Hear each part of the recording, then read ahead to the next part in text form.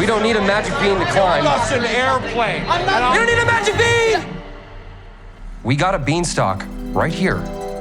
What was cool and what we liked about the scene, and that's when we cracked it, was when we had Steve be the one who has the epiphany. It's a really fun last hurrah, so I think we all knew not to take it for granted. Joe and Gaten have this similar superpower of delivering the information with a self-assurance that makes it super watchable. Gaten, to me, embodies kind of like the spirit of the show. This was the most massive brainstorm sequence in the history of Stranger Things, with the most number of characters and the most complex puzzle pieces. Game, set, match.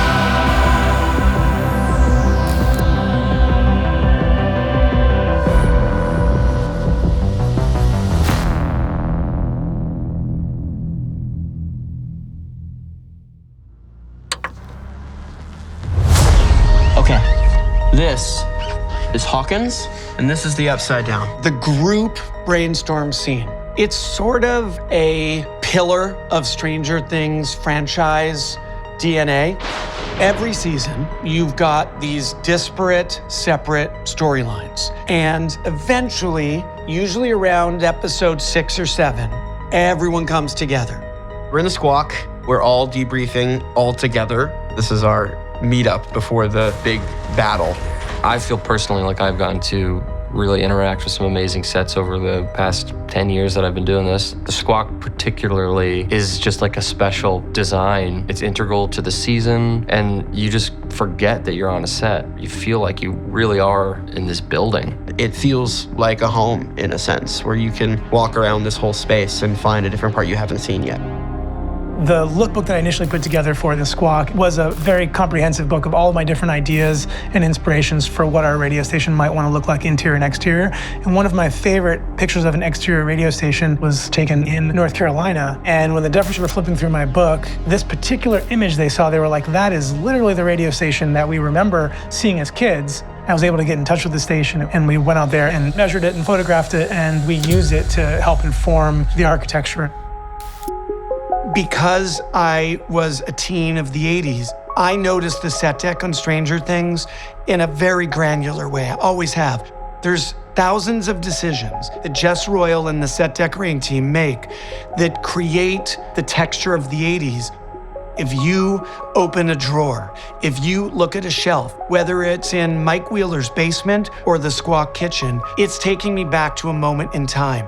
The Squawk is wonderful from every angle. You can really feel the just the history of the space. Some of the older frame stuff on the walls are the top 40 hits from 1958. And then you kind of see some of the Bon Jovi stuff later on. And we've always assumed the Upside Down was another dimension opened by Brenner, but it turns out it's actually a bridge. I think probably my favorite element of the set is the centrality of that DJ booth and the way it sort of divides the space but doesn't block the views. The Squawk this season was definitely the one we were most conscious about making large enough and interesting enough to accommodate those multi-character scenes.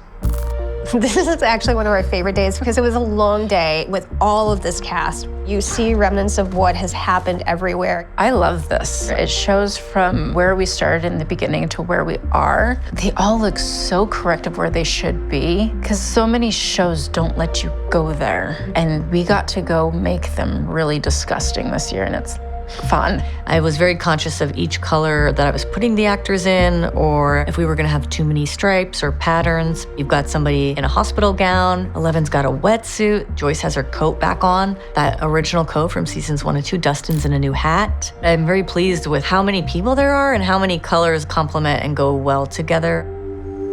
You up for a tour? Starting with 17 cast members in the scene is immediately a daunting task. One of the first things we did with Sean was we got 17 stand-ins for our actors, and we brought them into the space. We had all the stand-ins, and that's so fun. Oh, great. That's a packed house right there. So I'm gonna have you start. Let's lose that stool. Let's lean you against that back counter. I just moved people and furniture around like a chessboard until I felt I had the right configuration. For instance, here's a moment where I said, you know what, Maya, let me have you pacing. And conveniently, walk by Finn. Another kidnapping plot. Love it. How is this pilot gonna fly a chopper into the rift? So there's an example of, rather than do it in edit, do it in a camera move that transitions one speaker to the next speaker. Because in a classic ST brainstorm scene, you're looking for a variety of tempo. It was just about finding the angles that were the most dynamic. One that we found that we really liked was a tracking shot behind the big group looking at Dustin on the board, and we're kind of dollying left and right. Almost every single shot has a little bit of camera movement, and that gives the scene a layer of visual elegance that static frames don't. In theoretical physics, they call this type of bridge a Wormhole. It was challenging to write because there's a lot of information, a lot of complicated information, and a lot of voices. We've slowly been peeling back the layers over the seasons, but this being our final season, we wanted to explain finally what the Upside Down was. And specifically that the Upside Down is not another dimension, but a bridge to another dimension. And this wormhole connects Hawkins to here.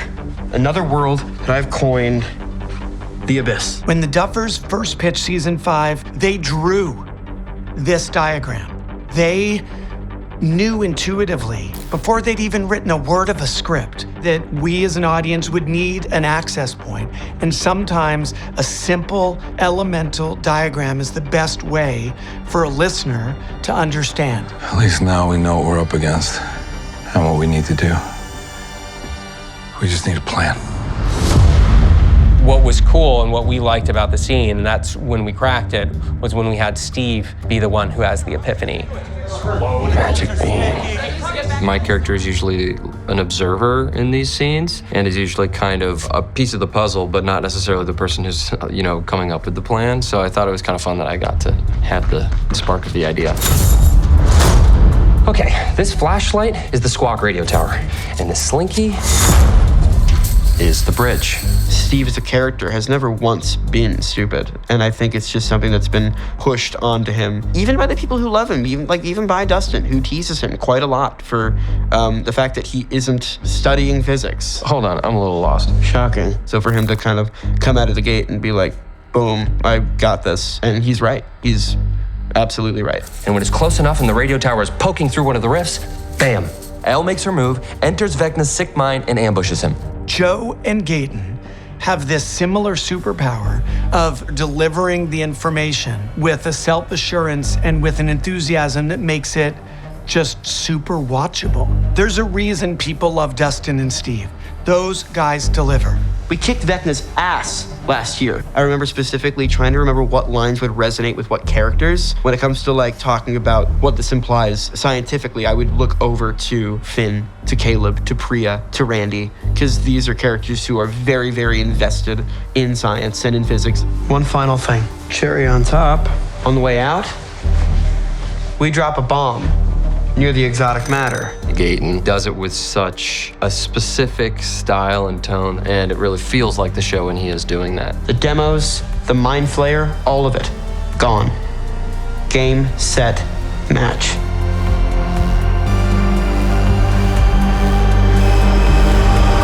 Great. And just a slight push in, please, because why not? My thing. And split the difference on this one. This is the last time in the series that all these characters are going to be together in the same room, having a shared scene and a shared experience. It was kind of like, listen, we're gonna do this one last time. This is it. We're never gonna do this again. So let's just make it as big as possible. And I don't think we could put another character in. I think the whole thing would break. I just remember how much of a reminder it was that we just loved working with each other because we hadn't been able to in so long. I really like watching Gaten work. When we started, he was like a little kid, and now he's a young man. He's 22. He, to me, embodies kind of like the spirit of the show. There's no way to bring the entire cast of Stranger Things into a room and not have it devolve in some ways into a family reunion. I recently did a rewatch of all 4 seasons with the youngest of my 4 daughters, and she exclaims in the middle of, I think it was episode 406 or 407, she goes, "I love it when all the characters come together." And it was such a pure expression of what I know we all feel. Everyone loves to talk about the monsters, the mythology, the darkness, but it's the warmth that defines this group and the connections between them and the connections between them and us as fans that I think is the really special sauce. I think that people are gonna watch that. It's kind of gonna feel like home. At least it did for us filming it. It's a really fun last hurrah of a scene like that before we get into the action that is episode 8.